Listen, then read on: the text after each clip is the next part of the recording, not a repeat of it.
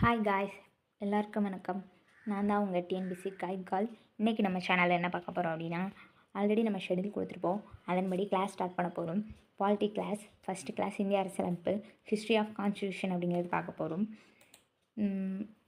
இதில் வந்து நம்ம என்னென்ன பார்க்கலாம் அப்படின்னா, அரசியலமைப்பு புத்தகம் எப்படி உருவாச்சு, பிரிட்டிஷ் எப்படி நம்ம இந்தியாவுக்குள்ள வந்தாங்க, எப்படி நம்ம ஆட்சி செஞ்சாங்க, குடியரசுத் தலைவருக்கு என்ன உரிமை, அடிப்படை உரிமைனா என்ன, அடிப்படை கடமைனா என்ன, குடியரசுத் தலைவருக்கு என்ன உரிமை, ஆளுநருக்கு என்ன உரிமை, பிரதமருக்கு என்ன உரிமை, முதலமைச்சருக்கு என்ன உரிமை, இது எல்லாமே பார்க்க போகிறோம். உயர்நீதிமன்றம் உச்சநீதிமன்றம்னா என்ன,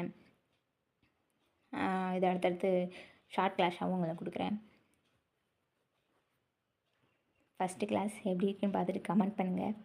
ஏதாவது திருத்தணும் அப்படின்னா சொல்லுங்கள், நான் திருத்திக்கிறேன், சேஞ்ச் பண்ணிக்கிறேன். ஸோ வாங்க வீடியோக்குள்ளே போகலாம். வாங்க கிளாஸ்க்குள்ளே போகலாம்.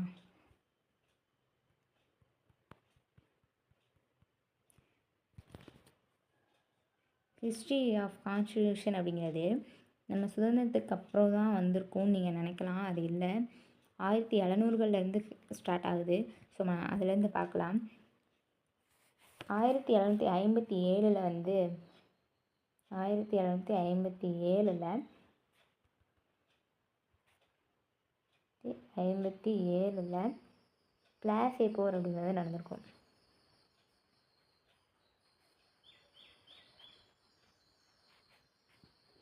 1764 பக்சார் போர் அப்படிங்கிறது நடந்திருக்கும்.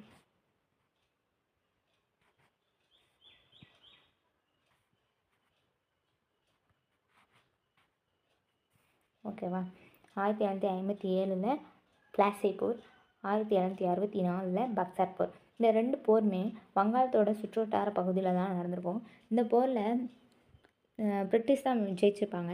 இந்த ரெண்டு போர் மூலியமாகவுமே முகலாயர் ஆட்சி கொஞ்சம் கொஞ்சமாக நீக்கிட்டு பிரிட்டிஷ் ஆட்சி அப்படிங்கிறது வந்து வர ஆரம்பிச்சிருச்சு. பிரிட்டிஷ் ஆட்சி வந்து பக்சார் போர்லலாம் ஜெயிச்சதுக்கப்புறம் பிரிட்டிஷ் ஆட்சி வந்து அதாவது முக்கியமான மாகாணங்கள் வந்து மெட்ராஸ் மாகாணம், பாம்பே மாகாணம், வங்காளம், இந்த 3 தான். இந்த 3 மாகாணமே பிரிட்டிஷ் ஆட்சியின் கீழே வந்து வந்துடுச்சு. அப்படி வந்ததுக்கப்புறம் ஒரு ஒப்பந்தம் வந்து போட்டுக்கிறாங்க முகல்ஸும் பிரிட்டிஷ் கிழக்கிந்திய கம்பெனியும். அந்த ஒப்பந்தம் என்னென்னா அலகாபாத் ஒப்பந்தம் வந்து சொல்லுவாங்க.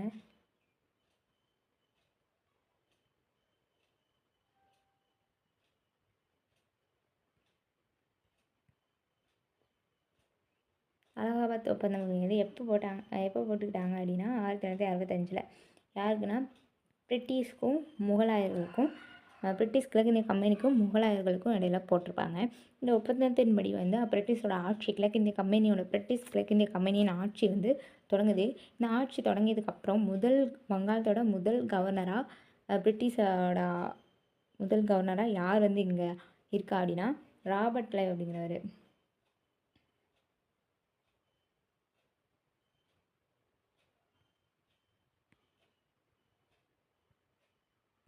ராபர்ட் கிளைவ் அப்படிங்கிறது இவர் 1765 1772 வரைக்கும் இருந்திருப்பார். இவர் தான் வங்காளத்தோட முதல் கவர்னர் அப்படின்னு சொல்கிறாங்க. பிரிட்டிஷ் ஆட்சி நம்ம இந்தியாவில் வந்து வங்காளத்தில் ஸ்டார்ட் ஆனதுக்கப்புறம் முதல்ல வங்காளத்துக்கு கவர்னராக வந்தவர் யாருன்னு கேட்டால் ராபர்ட் கிளைவ். நல்லா ஞாபகம் வச்சுக்கோங்க. 1765 1772 வரைக்கும் இருந்திருப்பார். இவர் தான் வந்து முன்னாடி நடந்த பிளாஸே போர், பக்சார் போர், இந்த ரெண்டுக்குமே வெற்றி பெற்றதுக்கு வந்து காரணமாக இருப்பார் அப்படின்னு சொல்லுவாங்க. அதுக்கப்புறம் இவர் வந்து இரட்டை ஆட்சி முறை அப்படிங்கிற ஒன்று கொண்டு வந்தார். இரட்டை ஆட்சி முறை என்னென்னா அதாவது வருவாய் வசூலிப்பவங்கள தனியாகவும் நிர்வாகத்தை பார்த்துக்கிறதுக்கு தனியாகவும் பிரிச்சிருப்பார். வருவாய் தனியாக, நிர்வாகம் தனியாக பிரித்ததுக்கு பேர் தான் இரட்டை ஆட்சி முறை. இது வங்காளம் முழுவதுமே அறிமுகப்படுத்தப்பட்டுச்சு. அதுக்கு ஒரு பேர் கூட வைக்கிறாரு. வருவாய் வசூலிப்பவங்களுக்கு பேர் வந்து திவானி அப்படின்னும்,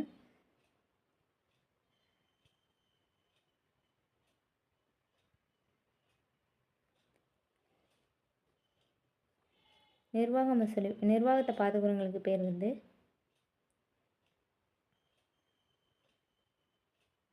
நிஷாமத் அப்படின்னு சொல்லுவாங்க. நிஷாமத். ஓகேவா. வருவாய் செலுப்பவங்களுக்கு பேர் வந்து திவானி, நிர்வாகத்தை பார்த்தவங்களுக்கு பேர் வந்து நிஷாமத். இதை தான் இரட்டை ஆட்சி முறை அப்படின்னு சொல்கிறாங்க. இது வங்காளம் முழுமைக்குமே பரவிச்சு. ஃபஸ்ட்டு இரட்டை ஆட்சி முறையை அறிமுகப்படுத்தியவர் யாருன்னு கேட்டால் ராபர்ட் கிளைவ். ஓகேவா.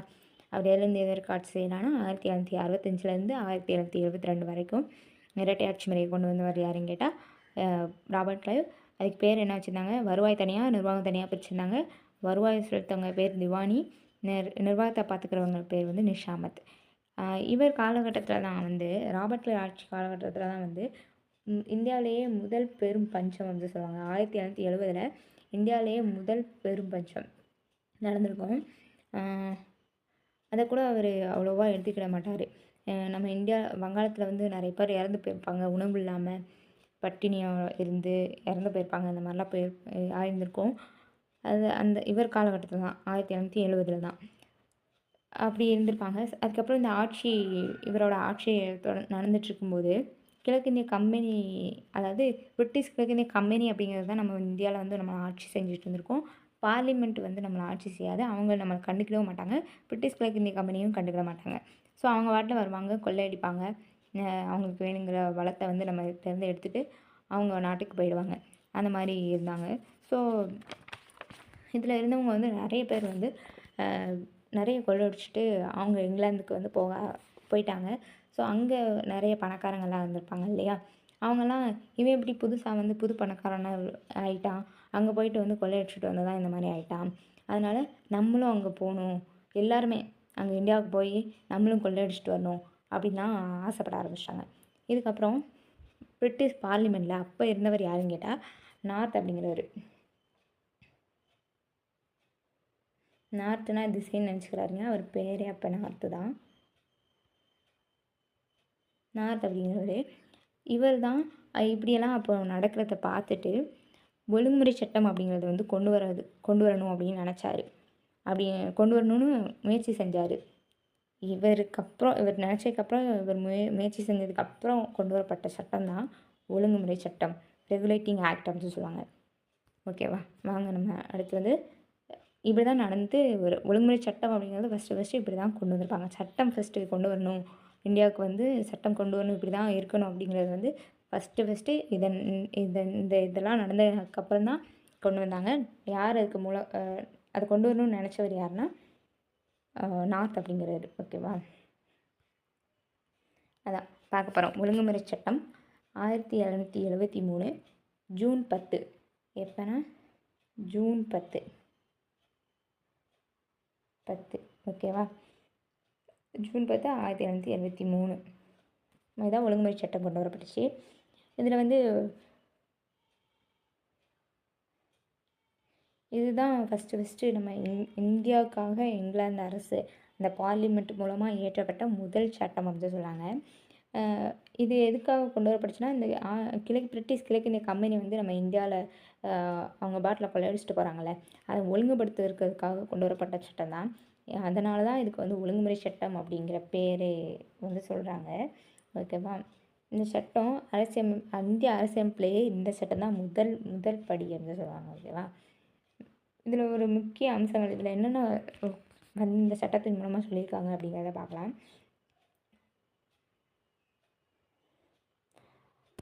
வங்காளத்தோட கவர்னர் அப்படின்னு இருந்தது. வங்காளத்தோட முதல் கவர்னர் யாருன்னு பார்த்தோம், ராபர்ட் கிளைவ் பார்த்தோம். முதல் கவர்னர் பதவி அப்படிங்கிறது இருந்தது. வங்காள கவர்னர் ஜெனரல் அப்படின்னு சொல்லி மாற்றிட்டாங்க. ஓகேவா. வங்காளத்தின் கவர்னர் ஜெனரல் மாற்றாங்க. அதாவது கவர்னர் ஆஃப் பெங்கால்னு இருந்ததை governor of general of Bengal அப்படின்னு சொல்லி மாற்றிட்டாங்க. ஓகேவா. வங்காள கவர்னர் ஜெனரல், இது தமிழில் நான் வச்சுக்கோங்க, ஈஸியாக தான் இருக்கும். வங்காள கவர்னர் ஜெனரல்னு மாற்றிட்டாங்க. அதாவது வங்காள கவர்னர் இருந்ததை ஜெனரல்னு ஒரு வேர்டு சேர்த்துட்டாங்கங்க. வங்காள கவர்னர் ஜெனரல்னு மாற்றிட்டாங்க. ஓகேவா. எல்லாமே அப்புறம் வந்து 20 வருஷத்துக்கு வந்து அந்த சட்டத்தை வந்து 20 வருஷத்துக்கு வந்து புதுப்பிப்பாங்க. 20 வருஷத்துக்கு அப்புறம் அடுத்த சட்டம் போடுற மாதிரி. அந்த மாதிரி 20 வருஷம் வரைக்கும் அந்த இது வந்து இருக்கும் அப்படிங்கிற மாதிரி கொண்டு வந்து சொல்லியிருப்பாங்க. முதல் இதாகவே 20 வருடங்களுக்கு கம்பெனியோட வர்த்தக உரிமையை வந்து அதிகரிப்பாங்க. ஓகேவா. கிழக்கிந்திய கம்பெனி மேற்பார்வை செய்யும் அதிகாரம் இங்கிலாந்து மன்னரிடமிருந்து இங்கிலாந்து பாராளுமன்றத்துக்கு மாற்றப்பட்டது. அதாவது இந்த சட்டத்தின் மூலமாக தான் முதல்ல அதாவது இயக்குனர் சங்கம் இங்கிலாந்தில் பார்லிமெண்ட் இருக்கும். அதுக்கு கீழே இயக்குனர் சங்கம் அப்படிங்கிறது இருக்கும். இயக்குனர் சங்கத்தில் 24 மெம்பர்ஸ் வந்து இருப்பாங்க. 24 மெம்பர்ஸ் இருக்கக்கூடிய இயக்குனர் சங்கம் அப்படின்னு இருக்கும். அதுக்கு கீழே வந்து நம்ம இங்கே கிழக்கிந்திய கம்பெனி, பிரிட்டிஷ் கிழக்கிந்திய கம்பெனி நம்ம இந்தியாவில் இருப்பாங்க. இதை ஆனால் இவங்க வந்து கண்டுக்கிட மாட்டாங்க. முன்னாடி இந்த ஒழுங்குமுறை சட்டத்தின் மூலமாக என்ன பண்ணாங்க அப்படின்னா, கிழக்கிந்திய கம்பெனியை மேற்பார்வை செய்கிற அதிகாரம் இங்கிலாந்து மன்னர்கிட்ட இருந்து பார்லிமெண்ட்டுக்கு வந்து இங்கிலாந்தில் வந்து மன்னர் வந்து இருப்பாங்க. அவங்ககிட்ட இருந்து பாராளுமன்றத்துக்கு வந்து மாற்றப்பட்டுச்சு. ஓகேவா? அடுத்து பார்லிமெண்ட்டுக்கு மாற்றிட்டாங்க. அடுத்து கவர்னர் ஜெனரல்னு ஒருத்தர் இருந்தார்ல, பார்லிமெண்ட்டுக்கு மாற்றி 24 நபர்கள் கொண்ட இயக்குனர் சங்கம் தான் பிரிட்டிஷ் கிழக்கிந்திய கம்பெனியை வந்து பார்த்துக்கணும். அந்த மாதிரி கொண்டு வந்துட்டாங்க. இதுக்கு முன்னாடி அவங்கள கண்ட்ரோல் பண்ணதுக்கு யாருமே இல்லையா? இப்போ வந்து இயக்குனர் சங்கம் வந்து பிரிட்டிஷ் கிழக்கிந்தியை வந்து கண்ட்ரோல் பண்ணோம். அதாவது பார்லிமெண்ட்டு, அதுக்கு கீழே இயக்குனர் சங்கம், அதுக்கு கீழே பிரிட்டிஷ் கிழக்கிந்திய கம்பெனி அப்படின்னு சொல்லி மாற்றம் செஞ்சுட்டாங்க. அதுக்கப்புறம் இந்தியாவில் இருக்கிற கம்பெனியை நிர்வாகம் செய்கிறதுக்கு கவர்னர் ஜெனரல் அப்புறம் 4 உறுப்பினர்கள்னு சொல்லி கொண்டு வந்தாங்க. கவர்னர் ஜெனரல் அவருக்கு ஆல்ரெடி நமக்கு கவர்னர் ஜெனரல் மாற்றிட்டாங்களா? முன்னாடி வங்காளத்தோட கவர்னர் இருந்ததை கவர்னர் ஜெனரல் மாற்றிட்டாங்களா? அவருக்கு கீழே 4 பேர் கொண்ட உறுப்பினர்கள். அதாவது இதுக்கு பேர் வந்து கவுன்சில் அல்லது நிர்வாக குழு அப்படின்னு சொல்லுவாங்க. எக்ஸிக்யூட்டிவ் கவுன்சில் அப்படின்னு சொல்லி சொல்லுவாங்க. நிர்வாக கவுன்சில் அல்லது நிர்வாக குழு அப்படின்னு சொல்லுவாங்க. Executive council.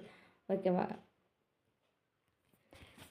அதை பார்த்துக்கிறதுக்கு, நிர்வாகத்தை பார்த்துக்கிறதுக்கு இவங்களை வந்து நிர்ணயிச்சிருக்காங்க. இவங்களோட பதவிக்காலம் எவ்வளோன்னா 5 வருஷம். அவங்களோட பதவிக்காலம் 5 ஆண்டுகள். ஓகேவா? இந்த சட்டத்தின் மூலமாக தான் இன்னொன்று முக்கியமானது, இந்த சட்டத்தின் மூலமாக தான் வங்காள கவர்னர் ஜெனரலின் கீழ் சென்னை மற்றும் பம்பாய் கவர்னர்கள் வந்தனர். வங்காளத்தோட கவர்னர் ஜெனரலின் கீழ் சென்னை மற்றும் பம்பாய் கவர்னர்கள் வந்தனர். இது என்னன்னு சொல்லுவாங்க அப்படின்னா, இந்த சட்டத்தால் தான் இந்தியாவில் முதல் முறை அதிகார மையமாக்குதலை வந்து கொண்டு வந்தாங்க அப்படின்னு சொல்லுவாங்க. அதிகார மையமாக்குதல், அதாவது ஒரு இதுக்கு கீழே இந்த ரெண்டும் வர்றதுனால அதிகார மையமாக்குதல் வந்து சொல்லுவாங்க. இப்போ வங்காள கவர்னர் ஜெனரலுக்கு கீழே சென்னை மற்றும் பம்பாயோட கவர்னர் ஜெனரல் வந்து இருக்காங்களா, அதுதான் அதிகார மையமாக்குதல் அப்படின்னு சொல்லுவாங்க. ஓகேவா? வங்காள கவர்னர் ஜெனரலுக்கு 4 உறுப்பினர். இந்த இதை ஞாபகம் வச்சுக்கணும். அடுத்து சேஞ்ச் ஆகும். ஒரு கவர்னர் ஜெனரல் ப்ளஸ் 4 உறுப்பினர்கள் இருக்கிறது அடுத்த பட்டய சட்டம் பிட்ஸ் ஆக்ட்லலாம் சேஞ்ச் ஆகும். ஸோ நல்லா இதை வந்து ஞாபகம் வச்சுக்கோங்க. இந்த சட்டத்தின்படி வந்து 1774 உச்சநீதிமன்றம் அப்படிங்கிறது எப்படி உருவாச்சு அப்படின்னா, அதுக்கு இதுதான் காரணம். 1774 கல்கத்தாவில் ஒரு தலைமை நீதிபதி மற்றும் 3 நீதிபதிகள், ஒரு தலைமை நீதிபதியும் 3 நீதிபதிகளும் கொண்ட தலைமை நீதிமன்றம் அல்லது உச்ச நீதிமன்றம் அப்படின்னு சொல்லக்கூடியது உருவாக்கப்பட்டுச்சு. முதல் தலைமை நீதிபதி யாருன்னு கேட்டால் எலிஜா எம்பே. ஞாபகம் வச்சுக்கணும், முக்கியமானது. முதல் தலைமை நீதிபதி யாருன்னா எலிஜா எம்பே. உச்சநீதிமன்றம் முதல்ல எப்போ உருவாக்கப்பட்டுச்சு அப்படின்னா 1774 கல்கத்தாவில். எந்த சட்டத்தின் மூலமாக உருவாக்கப்பட்டுச்சு அப்படின்னு கேட்டால் ஒழுங்குமுறை சட்டம் ஜூன் 10, 1773. இந்த சட்டத்தின் மூலம் தான் உச்சநீதிமன்றம் அப்படிங்கிறது உருவாக்கப்பட்டுச்சு. அதில் ஒரு தலைமை நீதிபதியும் 3 துணை நீதிபதிகளும் வந்து இருப்பாங்க. ஓகேவா? இதுதான் ஒழுங்குமுறை சட்டம் அப்படிங்கிறது. ஒழுங்குமுறை சட்டத்தில் இந்த இதெல்லாம் தான் சொல்லியிருக்காங்க. ஓகேவா? ஒழுங்குமுறை சட்டம் அப்படிங்கிறது அவ்வளோதான். அப்போ ஃபஸ்ட்டு ஒழுங்குமுறை சட்டம்னா எப்போ கொண்டு வந்தாங்கன்னா ஜூன் 10, 1873. ஒழுங்குமுறை சட்டத்தில் என்னென்ன சொல்லியிருக்காங்க அப்படின்னா, அதாவது இப்படி புரிஞ்சுக்கோங்க. ஃபஸ்ட்டு இந்தியாவுக்காக இயற்றப்பட்ட முதல் சட்டம் எதுன்னு கேட்டால் ஒழுங்குமுறை சட்டம் தான். கிழக்கிந்திய கம்பெனி ஒழுங்குபடுத்துறதுக்கு கொண்டு வரப்பட்ட சட்டம் இது. இந்த சட்டத்தில் என்னென்ன சொல்லியிருக்காங்க அப்படிங்கிறதுக்கு வந்து எப்படி ஞாபகம் வச்சுக்கணும் அப்படின்னா, ஃபஸ்ட்டு இங்கிலாந்தோட பார்லிமெண்ட் இருக்குது. அதுக்கு கீழே இயக்குனர் சங்கம் 24 நபர்கள் கொண்ட இயக்குனர் சங்கம் அப்படிங்கிறது இருக்குது. அதுக்கு கீழே பிரிட்டிஷ் கிழக்கிந்திய கம்பெனி அப்படின்னு சொல்லி கொண்டு வந்துட்டாங்க. ஓகேவா? இது செகண்ட் பாயிண்ட்டு. ஃபஸ்ட்டு பாயிண்ட் என்னது, பிரிட்டிஷில் வந்து இந்தியாவுக்காக கொண்டு வரப்பட்ட முதல் சட்டம் என்கிட்ட ஒழுங்குமுறை சட்டம் June 10, 1873. First point. Second point வந்து பிரிட்டிஷ் பாராளுமன்றம் இருக்குது, அதுக்கு கீழே இயக்குனர் சங்கம் கொண்டு வந்துட்டாங்க, அதுக்கு கீழே பிரிட்டிஷ் கிழக்கிந்திய கம்பெனி அப்படிங்கிறது கொண்டு வந்துட்டாங்க. அது செகண்ட் பாயிண்ட். தேர்டு வந்து இந்தியாவில் கம்பெனியை நிர்வாகம் செய்கிறதுக்கு வந்து கவர்னர் ஜெனரல், அதாவது வங்காள கவர்னர் ஜெனரல் அப்படின்னு சொல்லி பேரை மாட்டினாங்க. அது ஞாபகம் வச்சுக்கணும். வங்காள கவர்னர் பதவியை வங்காள கவர்னர் ஜெனரல்னு மாற்றி கவர்னர் ஜெனரல் ஒரு ஆள் ப்ளஸ் 4 மெம்பர்ஸ் அப்படின்னு சொல்லி ஞாபகம் வச்சுக்கணும். ப்ளஸ் 4 உறுப்பினர்கள் கொண்ட ஒரு செயலாக்கத்துறை அல்லது நிர்வாகத்துறை என்று சொல்லுவாங்க. அது வந்து உருவாக்கப்பட்டுச்சு. அவங்களோட பதவிக்காலம் எவ்வளோனா 5 ஆண்டுகள் அப்படிங்கிறத ஞாபகம் வச்சுக்கணும். அடுத்து இந்த அமைப்பில் அதாவது செயலாக்கத்துறை நிர்வாகத்துறைன்னு சொல்கிறோம்ல, இந்த 5 உறுப்பினர்கள் வந்து அந்த பிரிட்டிஷ் கிழக்கிந்திய கம்பெனியில் இருக்கிறவங்க கிடையாது, புதுசாக இங்கிலாந்துலேருந்து அனுப்பப்பட்ட நபர்கள். அதை ஞாபகம் வச்சுக்கணும். இவங்களோட பதவிக்காலம் 5 வருஷம், அது உங்களுக்கு தெரியும். வங்காளத்தோட முதல் கவர்னர் ஜெனரல் அப்படின்னு வந்தவர் யாருன்னு கேட்டால் வாரன் ஹேஸ்டிங்ஸ். இதை சொல்ல மறந்துட்டேன். வங்காளத்தோட முதல் கவர்னர் ஜெனரல் யாருன்னு கேட்டால் வாரன் ஹேஸ்டிங்ஸ்.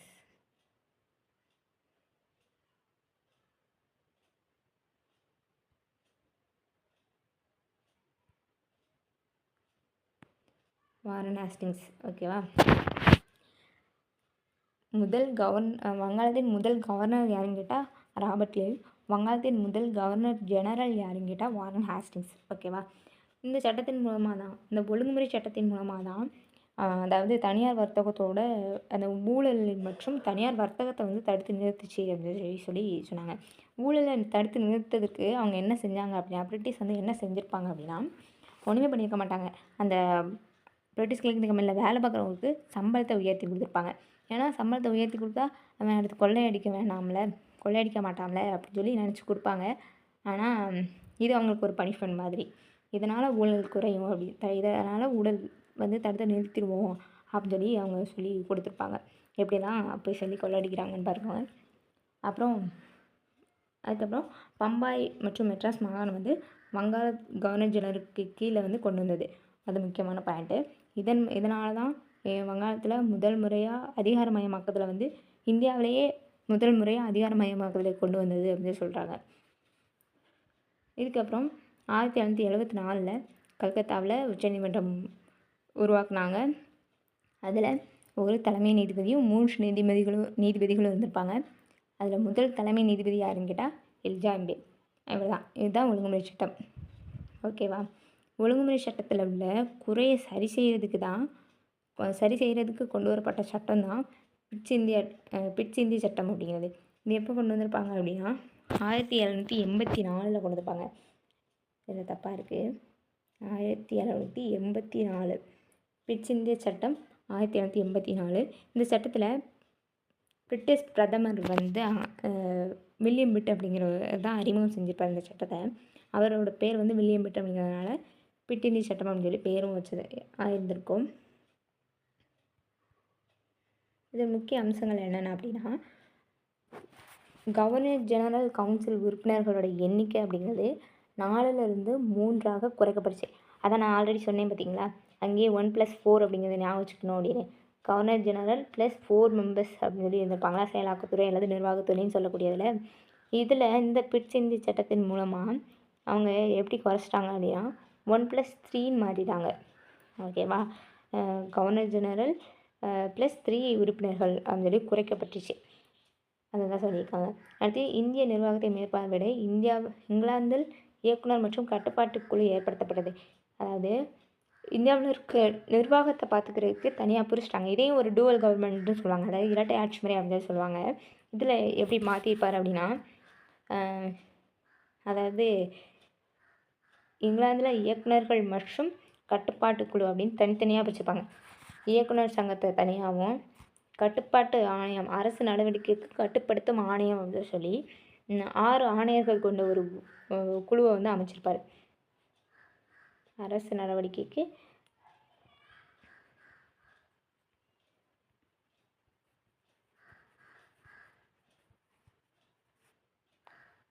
கட்டுப்படுத்தும் ஆணையம்.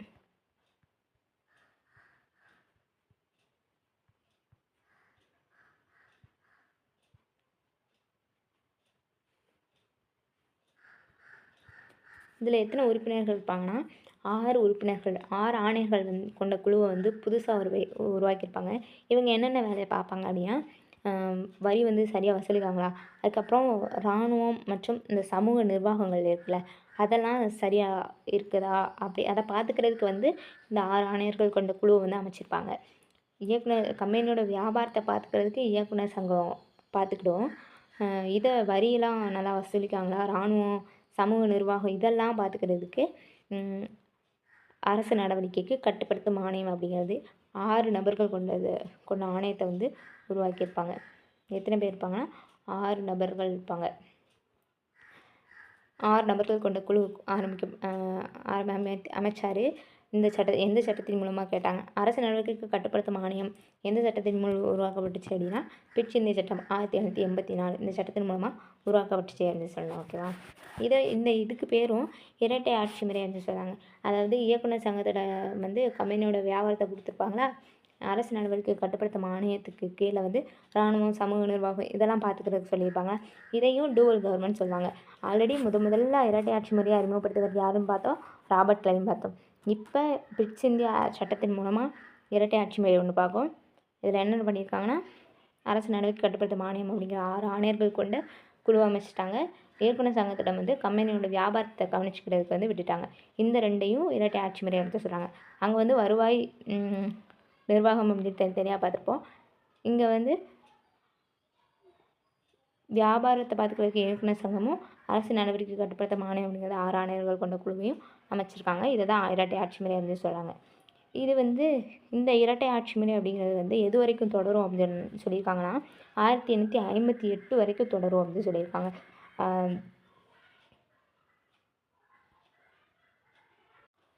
அப்புறம் 1858 வரைக்கும் தொடர்ந்துருக்குமா.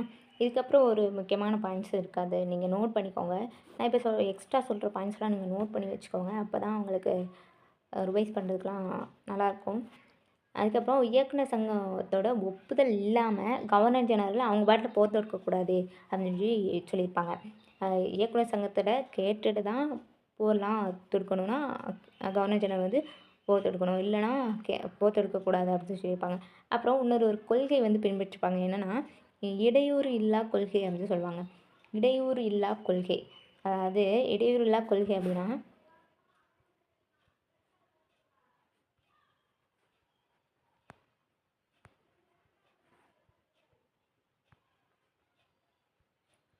இடையூறு இல்லா கொள்கை அப்படின்னா என்னென்னா ஒன்றும் இல்லை. அதாவது குறுநில மன்னர்கள்லாம் நம்ம இந்தியாவில் வந்து நிறைய பேர் அப்போ இருந்துப்பாங்கள்ல, அவங்கள டிஸ்டர்ப் பண்ணாமல் இருக்கிறது. அதாவது குறுநில மன்னர்களுக்கு வந்து எந்த இடையூறும் செய்யாமல் இவங்க பாட்டு இவங்க கொள்ளையடிச்சிட்டு இருக்குது, அதை தான் சொல்லியிருக்காங்க. ஓகேவா? இடையூறு இல்லா கொள்கையை பின்பற்றியது இந்த சட்டத்தின் மூலமாக தான் இந்த கொள்கையை பின்பற்றியிருக்காங்க. இதுதான் பிற்சிந்திய சட்டம். இந்த சட்டத்தில் என்னென்ன பார்த்துருக்கோம். பிற்சிந்திய சட்டம் எப்போ கொண்டு வரப்பட்டுச்சுன்னா 1984 கொண்டு வரப்பட்டுச்சு. எதுக்காக கொண்டு வரப்பட்டுச்சுன்னா ஒழுங்குமுறை சட்டத்தில் உள்ள குறைகளை சரி செய்கிறதுக்காக கொண்டு வரப்பட்ட சட்டம் தான் பிற்சிந்திய சட்டம். இந்த சட்டத்தில் வந்து யார் கொண்டு வந்தானா பிரதமர் வில்லியம் பிட் அப்படிங்கிறது கொண்டு வந்திருப்பார். அவரோட பேர்னால வில்லியம் பிட் அப்படிங்கிறதுனால பிட் இந்திய சட்டம்னு வச்சுருப்பாங்க. அடுத்து கம்பெனியோட வியாபாரத்தை பார்த்துக்கிறதுக்கு இயக்குனர் சங்கமும் வரி சரியாக வசூலிக்காங்களா, இராணுவம் மற்றும் சமூக நிர்வாகத்தை பார்த்துக்கிறதுக்கு அரசு நடவடிக்கைக்கு கட்டுப்படுத்தும் ஆணையம் அப்படிங்கிற 6 ஆணையர்கள் கொண்ட குழுவை வந்து அமைச்சிருப்பாங்க. இதை தான் இரட்டை ஆட்சி முறை அப்படின்னு சொல்கிறாங்க. ஆல்ரெடி நம்ம ஒரு இரட்டை ஆட்சி முறையை பார்த்துருப்போம். இது வில்லியம் பிட் கொண்டு வந்த இரட்டை ஆட்சி முறை. இந்த இரட்டை ஆட்சி முறை வந்து இந்தியா முழுமைக்குமே நடைமுறைக்கு வந்துச்சு. அது வந்து வங்காளத்தில் முழுமைக்கும் அறிமுகப்படுத்தப்பட்டுச்சுன்னு பார்த்துருப்போம்.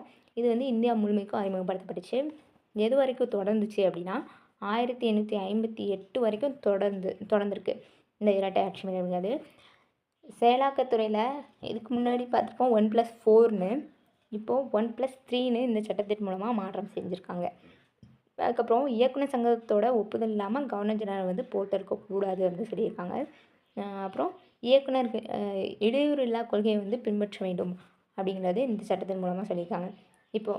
இப்போது இடையூறு இல்லா கொள்கை அப்படிங்கிறது முக்கியமானது. இப்போது இடையூறு இல்லா கொள்கையை பின்பற்றி கொண்டு வரப்பட்ட சட்டம் எதுன்னு கேட்டால் பிற்சிந்திய சட்டம் 1984ன்னு தெரியணும். அந்த மாதிரி படிச்சுக்கணும். ஓகேங்களா? சரி, அடுத்த சட்டம் போகலாம். பட்டை சட்டம் 1793 சார்ட்டர் ஆக்ட்னு வந்து சொல்லுவாங்க. பட்டை சட்டம் 1993 கொண்டு வரப்பட்டுச்சு. இந்த காலகட்டத்தில் இந்தியாவோட கவர்னர் ஜெனரலாக யார் இருந்திருப்பான்னா காரன் வாலிஸ் தான் இருந்திருப்பார். ஓகேவா. பட்டை சட்டத்தில் வந்து 1993 பட்டை சட்டத்தில் 20 ஆண்டுகளுக்கு வந்து நீட்டிக்கப்பட்டிருக்கும். கம்பெனியோட வணிக உரிமை அப்படிங்கிறது 20 ஆண்டுகளுக்கு நீட்டிக்கப்பட்டிருக்கு. அதுக்கப்புறம் இந்த டைமில் அங்கே கவர்னர் ஜெனரலாக இருந்தவர் யாருன்னு கேட்டால் காரன் வாலிஸ். இவர் தான் எல்லா சட்டத்தையும் கொண்டு போவார். ஆனால் நிறைவேற்றியது வந்து ஜான் ஷோர் அப்படிங்கிறவர் சொல்லுவாங்க. இது எல்லாமே எழுதுனது, இந்த சட்டத்தை எல்லாமே எழுதுனது யாருன்னா காரன் வாலிஸ் தான். ஆனால் நிறைவேற்றியது யாருன்னா ஜான் ஷோர் அப்படின்னு சொல்லுவாங்க.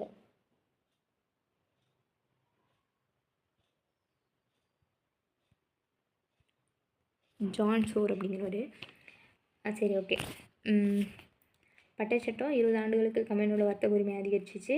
அடுத்து காரன் வாலிஸ் வழிமுறை அப்படிங்கிறது சொன்னது ஒன்று வந்து உருவாக்கப்பட்டிருக்கும். அதில் என்னென்ன சொல்லியிருப்பாங்க அப்படின்னா, ஃபஸ்ட்டு இந்த ஐஏஎஸ் ஐபிஎஸ் இந்த சிவில் சர்வீஸ் நபர்கள்லாம் இருக்காங்கள்ல, அவங்களுக்கெல்லாம் சம்பளத்தை வந்து உயர்த்தி கொடுத்தாங்க.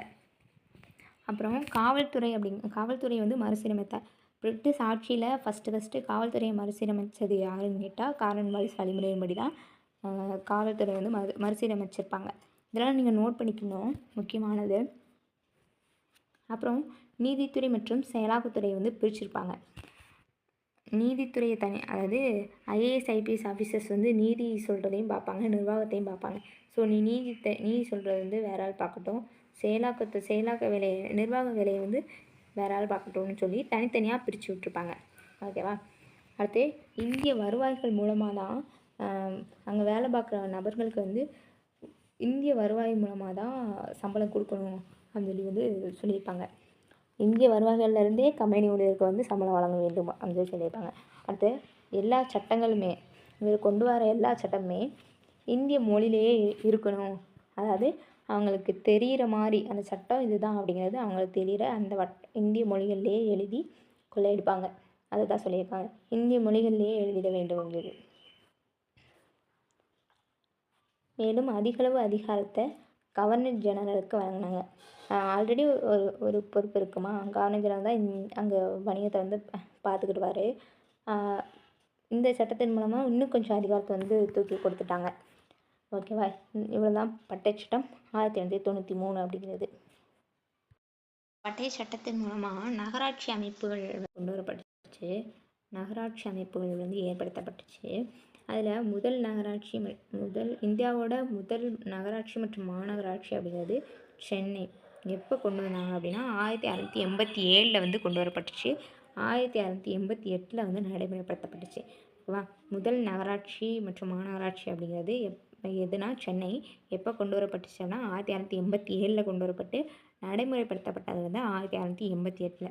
இந்தியாவோட இரண்டாவது நகராட்சி எதுனா கல்கத்தா மற்றும் பம்பாய் 1626 கொண்டு வந்திருக்காங்க. முக்கியமானது நோட் பண்ணிக்கோங்க. இவ்வளோ தான் பட்டை சட்டம் 1793 அப்படிங்கிறது. இன்னும் 2 பட்டை சட்டங்கள் இருக்குது, பார்ப்போம். அதுக்கு முன்னாடி 1776 ஆடம் ஸ்மித் அப்படிங்கிற ஒரு நபர் வந்து நாடுகளின் வளங்கள் அப்படிங்கிற ஒரு புக் எழுதிப்பார். உங்களுக்கு தெரிஞ்சிருந்திருக்கும். ஆடம் ஸ்மித் அப்படிங்கிறவர்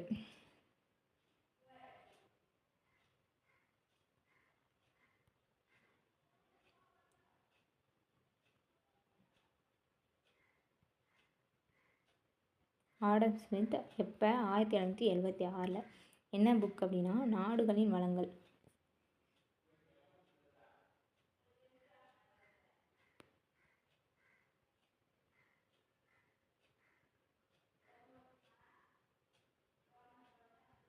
ஓகேவா. ஆடம் ஸ்மித் அப்படிங்கிறவர் 1776 நாடுகளின் வளங்கள் அப்படிங்கிற புக் எழுதிப்பார். அதில் என்ன சொல்லியிருப்பான்னா, ஒரு கம்பெனியை மட்டும் எல்லா நாடுகளோட வர்த்தகம் செய்ய அனுமதிக்கிறீங்க, அது வந்து தவறு. எல்லா கம்பெனியுமே அனுமதி வழங்கணும். அப்போ தான் போட்டி, புதிய புதிய கண்டுபிடிப்பு இது எல்லாமே உருவாகும் அப்படின்னு சொல்லி குறிப்பிட்டிருப்பார் அந்த புக்கில். அதை வந்து நிறைய பேர் படிச்சுட்டு இந்த பிரிட்டிஷ் கிழக்கிந்திய கம்பெனியை தவிர மித்த கம்பெனிஸ் வந்து அங்கே இங்கிலாந்தில் இருக்கும்ல, அவங்க வந்து பிரிட்டிஷ் பார்லிமெண்ட்டில் வந்து சண்டை போட ஆரம்பிச்சிட்டாங்க. நாங்களும் போவோம், எங்களுக்கும் அனுமதி கொடுங்க அப்படின்னு சொல்லி. இதனால் மறுபடியும் ஒரு சட்டம் கொண்டு வந்தாங்க. இதனால் போடப்பட்ட சட்டம் தான் பட்டை சட்டம் 1813 அப்படிங்கிறது. ஓகேவா? பட்டை சட்டம் 1813 எதனால் கொண்டு வரப்பட்டுச்சுன்னு உங்களுக்கு புரிஞ்சா? பட்டை சட்டம் 1813 ரொம்ப சின்ன சட்டம் தான். 20 ஆண்டுகளுக்கு வர்த்தக உரிமையை வந்து அதிகரிச்சிருப்பாங்க. அப்புறம் எல்லா கம்பெனிஸ்க்குமே வர்த்தக உரிமை வந்து கொடுத்துருப்பாங்க. அதில் மோனோபோலியாக இருந்திருக்கும். மோனோபோலினா என்னென்னு தெரியுமா உங்களுக்கு? ஒருத்தவங்க மட்டும் வந்து இது பண்ணிகிட்ருக்குது, வர்த்தகம் பண்ணிகிட்ருக்குது. அதுக்கப்புறம் எல்லா இதுக்குமே உரிமை கொடுத்துட்டாங்க எல்லா கம்பெனிஸ்க்கும். அப்போது தேயிலை மற்றும் இந்த சீன வர்த்தகம் இருக்கா, அந்த 2 தவிர மற்ற எல்லாருக்குமே வர்த்தகத்தை வந்து திறந்து விட்டாங்க. எல்லாருமே வந்து பண்ணிக்கலாம். இந்த தேயிலை வர்த்தகத்தையும் சீன வர்த்தகம் இந்த 2 மட்டும் யாருக்கும் கொடுக்காம பிரிட்டிஷ் மட்டுமே வர்த்தகம் பண்ணாங்க. ஓகேவா? தேயிலை மற்றும் சீன வர்த்தகம்.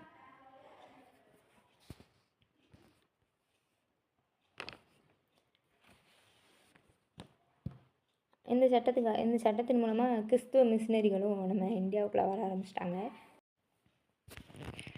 கிறிஸ்துவ மிஷினரிகள் அப்படின்னு சொல்லக்கூடியவங்க வந்து இந்தியாவுக்குள்ளே வந்து வருகை தந்திருப்பாங்க.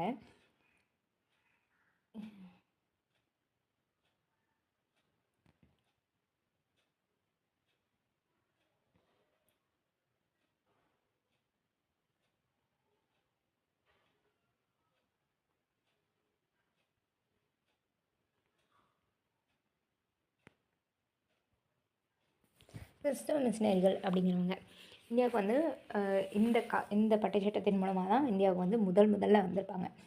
அப்போ கேட்பாங்க, கிறிஸ்துவ மிஷினரிகள் இந்தியாவுக்கு வருகை தந்தாங்க, அது எந்த சட்டத்தின் மூலமாக இந்தியாவுக்கு வந்து வருகை தந்தாங்கன்னு கேட்டால் பட்டை சட்டம் 1813 படி தான் இந்தியாவுக்கு ஃபஸ்ட்டு கிறிஸ்துவ மிஷினரிகள் வந்தாங்க. இவங்க வந்து கிறிஸ்துவ மதத்தை வந்து பரப்புவாங்க, அதுதான் அவங்களோட வேலை. அப்புறம் கல்விக்கு வந்து 1 லட்சம் செலவு பண்ணாங்க அப்படின்னு வந்து சொல்லியிருப்பாங்க.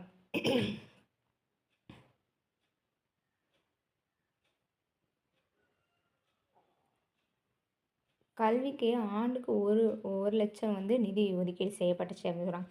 கல்வினா என்ன கல்வி இருக்கும் அப்படின்னா, மேற்கத்திய கல்வி தான் இருக்கும், சயின்ஸ் அண்ட் டெக்னாலஜி அந்த மாதிரி.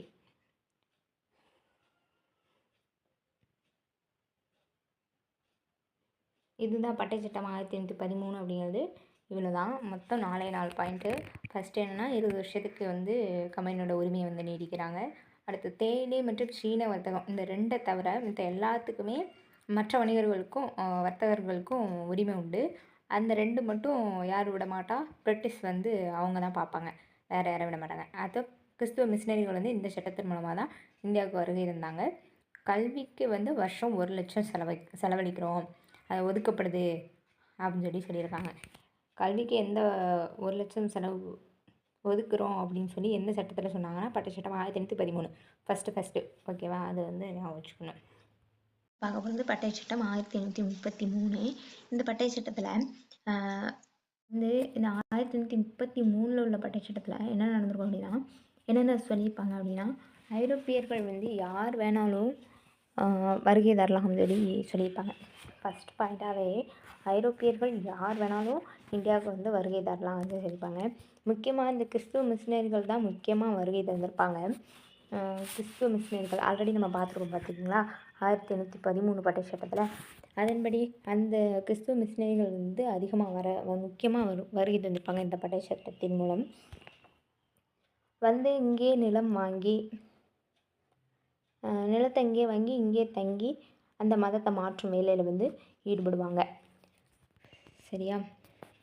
அப்புறம் செகண்ட் பாயிண்ட்டாக, அதாவது நான் சொல்கிறத ஃபஸ்ட்டு கவனிங்க, அதுக்கப்புறம் இந்த லைன்ஸை படித்து பாருங்க. ஓகேவா? செகண்ட் பாயிண்ட்டாக முதல் அதாவது இந்தியாவோட சட்ட ஆணையத்தை வந்து அமைச்சிருப்பாங்க.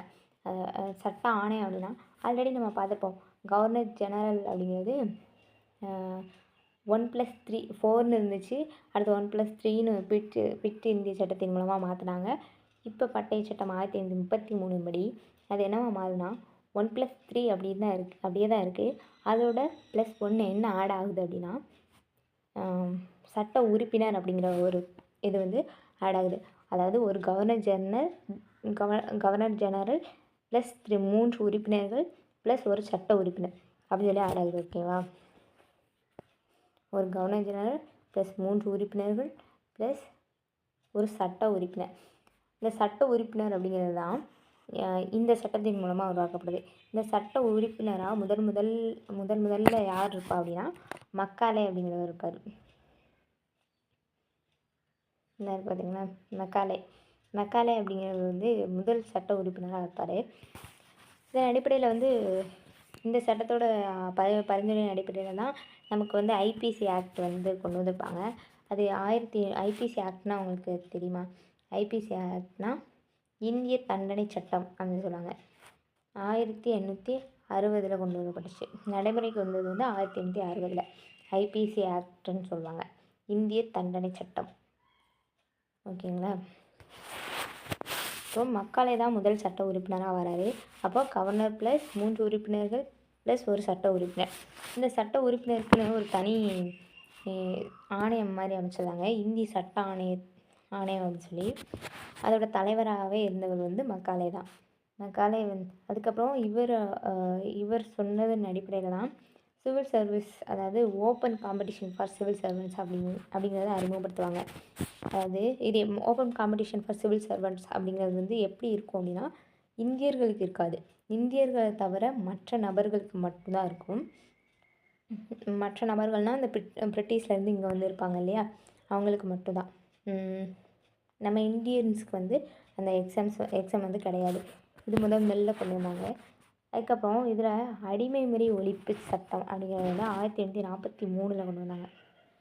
1843 அடிமை முறை ஒழிப்பு சட்டம் அப்படிங்கிறது.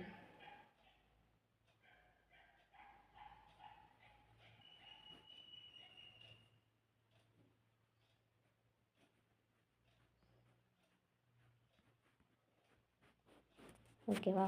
1843 அடிமை முறை ஒழிப்பு சட்டம் அப்படிங்கிறத கொண்டு வந்தாங்க.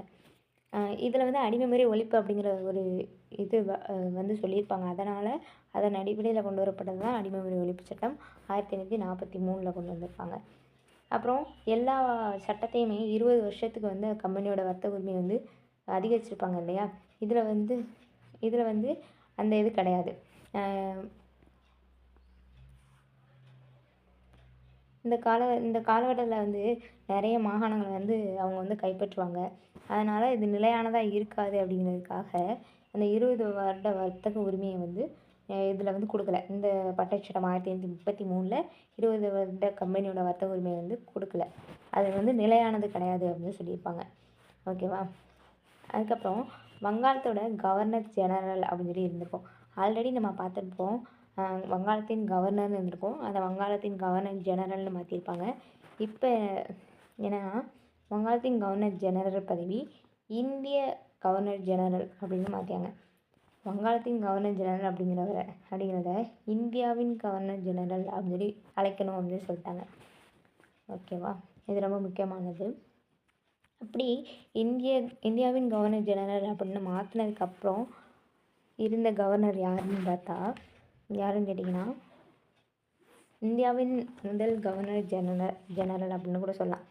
முதல் இந்தியாவின் கவர்னர் ஜெனரல் யாருன்னு கேட்டால் வில்லியம் பெண்டிக்.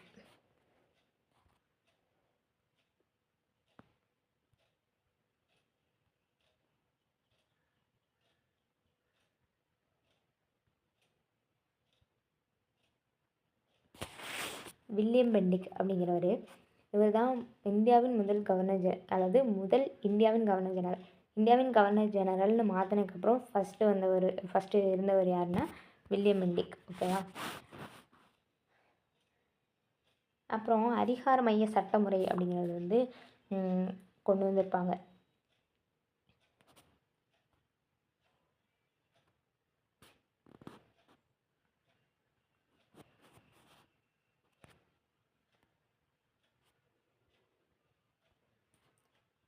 அதிகாரமைய சட்டமுறை அப்படிங்கிறத கொண்டு வந்திருப்பாங்க. அப்புறம் அதாவது வங்காளத்தோட கவர்னருக்கு கீழே அவர் தான் சட்டத்தை வந்து இயற்றணும். பம்பாய் மற்றும் சென்னையில் உள்ளவங்க வந்து சென்னை கவர்னர்கள் வந்து சட்டம் இயற்ற உரிமை வந்து பறிக்கப்பட்டுருச்சு. எந்த சட்டத்தின் மூலமானு கேட்டால் எந்த சட்டத்தின் மூலமாக அப்படின்னா பட்டை சட்டம் 1833 படி. ஓகேவா?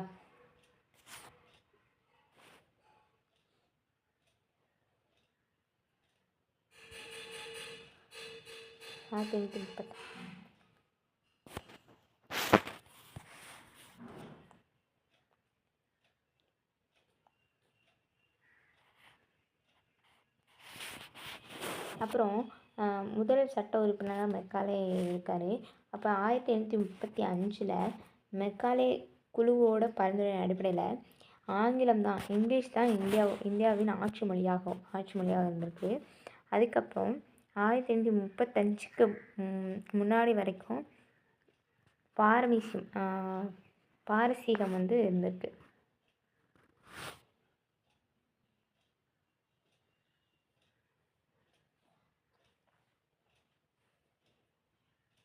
ஆயிரத்தி 1835க்கு அப்புறம் இங்கிலீஷ் வந்துச்சு. அதுக்கு முன்னாடி பாரசீகம் வந்திருக்கு. ஓகேவா? ஓகே, பட்டை சட்டம் இவ்வளோ தாங்க. 1833 பட்டை சட்டம். ஃபஸ்ட்டு என்னென்னா கிறிஸ்துவ மிஷனரிகள் தான் முக்கியமாக வருகை தந்திருப்பாங்க. கவர்னர் ஜெனரல் அப்படிங்கிற பதவி வந்து வங்காளத்தின் கவர்னர் ஜெனரல் அப்படிங்கிறது வந்து இந்தியாவின் கவர்னர் ஜெனரல்னு மாற்றப்பட்டுச்சு. அப்புறம் இது ஒன்று வந்துட்டு ஆங்கில கிழக்கிந்திய கம்பெனி ஓபியம் மற்றும் தேயிலை மீதான வணிக முற்றுரிமை அப்படிங்கிறது நீக்கப்பட்டுச்சு. அதாவது முன்னாடி சொல்லி இப்போ பார்த்துக்கிங்களா, சீன வர்த்தகத்தையும் தேயிலை வர்த்தகத்தையும் பிரிட்டிஷ் கிழக்கிந்திய கம்பெனி தான் வந்து வச்சுருந்துருக்கோம், தயாருக்கும் கொடுத்துருக்காரு அப்படிங்கிறது. அது இந்த சட்டத்தின் மூலமாக நீக்கிட்டாங்க. இந்த பட்டை சட்டம் 1833 படி ஆங்கில கிழக்கிந்திய கம்பெனி ஓபியம் மற்றும் தேயிலை மீதான வணிகம் முற்றுரிமை நீக்கப்பட்டது அப்படின்னு சொல்கிறாங்க. ஓகேங்களா? அப்போ அதுக்கப்புறம் கிழக்கிந்திய கம்பெனியோட அதிகாரம் அப்படிங்கிறது 20 ஆண்டுகளுக்கு எல்லாமே உரிமையை வந்து நீட்டிச்சு கொடுத்துருப்பாங்க. இதில் வந்து வரையறுக்கப்படலை இந்த சட்டத்தின் மூலமாக. அது பம்பாய் மற்றும் சென்னை கவர்னர்களிடம் சட்டம் இயற்றும் உரிமை வந்து பறிக்கப்பட்டுச்சு. அவங்க பம்பாயிலையும் சென்னையிலையும் பறிச்சுட்டு வங்காளத்தோட கவர்னர் தான் வந்து சட்டம் இயற்றும் உரிமையை வந்து வச்சுருந்தாங்க. ஓகேவா? அப்புறம் சிவில் சர்வீஸ் அப்படிங்கிறது இந்தியமயமாக்கப்பட்டது அது சொல்லிட்டாங்களா. அதில் வந்து ஆனால் இந்தியர்கள் அது யார் கொண்டு வந்தா அப்படின்னா மெக்காலே கொண்டு வந்திருப்பார். முதல் சட்ட உறுப்பினராக வந்தவர். இவர் வந்து கொண்டு வந்திருப்பானா இந்தியர்களுக்கு வந்து அந்த இது வந்து கிடையாது. இந்தியர்கள் வந்து கலந்து கொள்ள முடியாது.